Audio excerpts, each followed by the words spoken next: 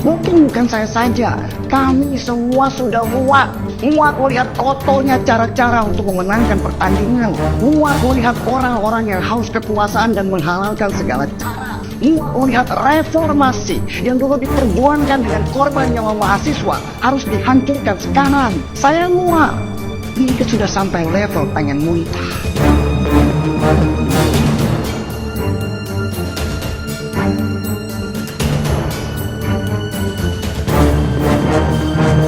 Belum menyaksikan video ini, pastikan bosku jangan lupa subscribe. Karena subscribe itu gratis plus bonus tonton video terbaru setiap harinya.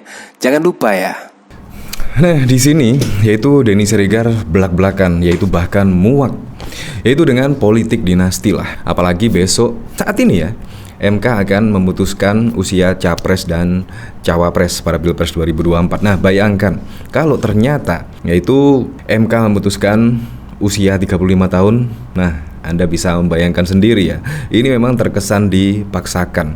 Nah, dari sini bahkan Denny Siregar mengungkapkan ya, kalau misalkan yaitu MK selaku wakil Tuhan yaitu tiba-tiba memutuskan hal tersebut, Anda bisa membayangkan ya, seharusnya kan di sini bisa ditegakkan setegak-tegaknya. Apalagi juga di sini hampir mendekati Pilpres 2024. Ya seharusnya putusan MK itu untuk Pilpres 2024 ditolak lah, yaitu gugatan usia capres dan cawapres pada Pilpres 2024 seharusnya ditolak. Karena di sini menurut saya terkesan dipaksakan sekali. Apalagi juga pendaftaran di KPU ya tinggal beberapa hari lagi. Tapi kita juga menunggu yaitu hasil putusan MK tentang gugatan capres dan cawapres. Di sini bahkan Denny Siregar sudah muak ya, bahkan mengaku muak dan mau muntah di sini, yaitu dengan kejadian perpolitikan di dalam negeri. Saya bertanya-tanya, misal kalaupun MK akan mengabulkan gugatan yaitu usia capres 35 tahun, saya di sini juga tidak yakin ya kalau Gibran akan menerima pinangan dari Pak Prabowo Subianto sebagai cawapres.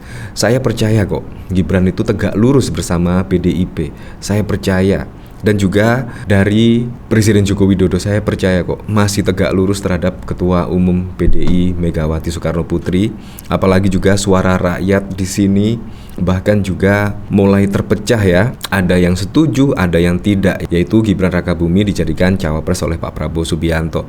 Nah, dari sini saya sangat setuju dengan pendapat Bang Denny Siregar ini.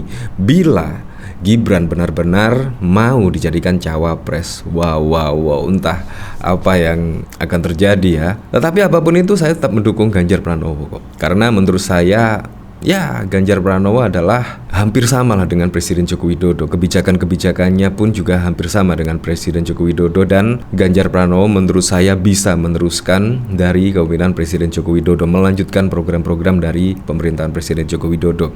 Dan saya berharap dan saya yakin sampai saat ini, walaupun gugatan usia capres dan cawapres dikabulkan oleh MK, Gibran pun pasti bakalan menolak, yaitu dijadikan cawapres dari Pak Prabowo Subianto. Ya kalau dilihat dari Pak Prabowo Subianto dan Gibran menurut saya tidak chemistry ya, menurut saya tidak chemistry. Jadi menurut saya akan ditolak lah ketika Gibran dijadikan cawapres dari Pak Prabowo Subianto. Di sini dari Denny Siregar, kekurangan saya sebagai orang yang berdarah Batak adalah nggak bisa menyimpan kegalauan di hati atau bicara muter-muter tanpa kejelasan yang pasti. Saya selalu straight to the point. Mungkin banyak orang yang tersinggung dengan gaya saya, tapi setidaknya saya berusaha jujur menyampaikan apa yang diketahui. Maaf Pak Jokowi, mungkin ini cara saya menyampaikan rasa cinta.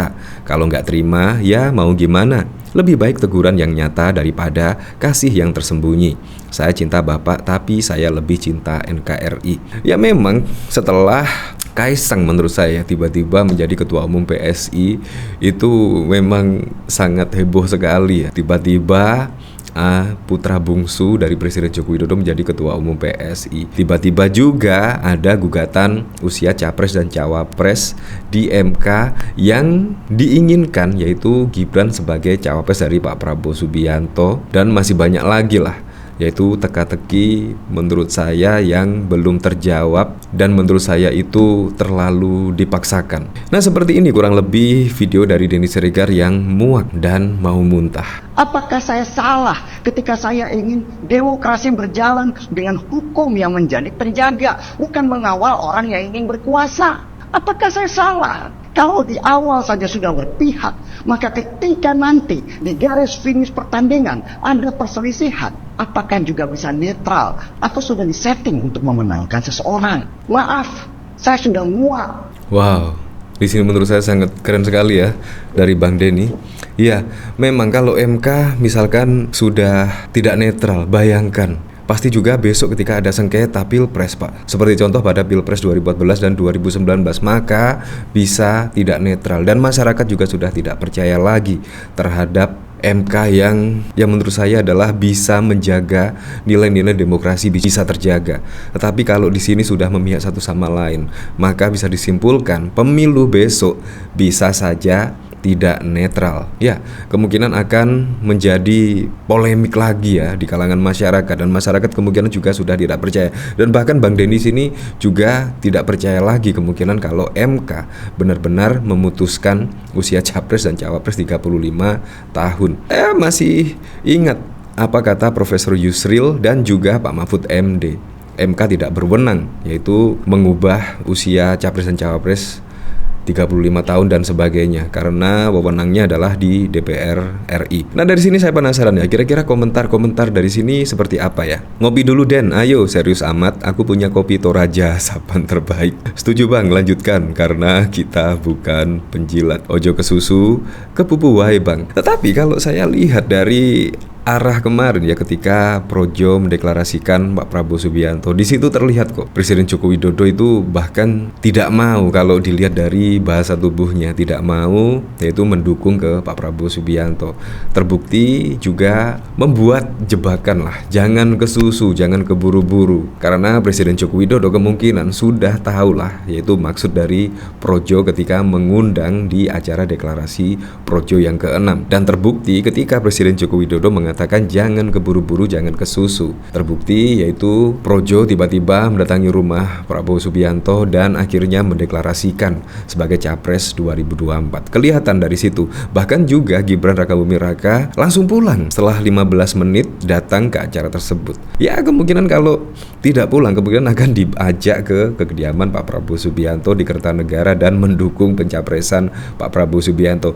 Dilihat dari situ menurut saya sudah bahasa tubuh dari Gibran dan juga Presiden Joko Widodo tidak setuju dengan deklarasi Capres Projo ke Pak Prabowo Subianto. Seharusnya Ketua Umum Projo seharusnya sadar ya, karena dari bahasa tubuh Gibran dan bahkan juga Presiden Joko Widodo tidak demikian menurut saya. Nah, bahkan kalau isu-isu seperti ini yaitu sudah dimulai pada waktu lalu, isu 3 periode lah, isu perpanjangan masa jabatan lah, dan bahkan pada waktu lalu juga ada isu seperti ini yaitu MK pemilu coblos partai, dan akhirnya kenapa semua tidak terjadi dan Presiden Joko Widodo juga paham konstitusi dan tidak akan melanggar konstitusi, tidak akan melanggar peraturan perundang-undangan. Kalau menurut saya seperti itu.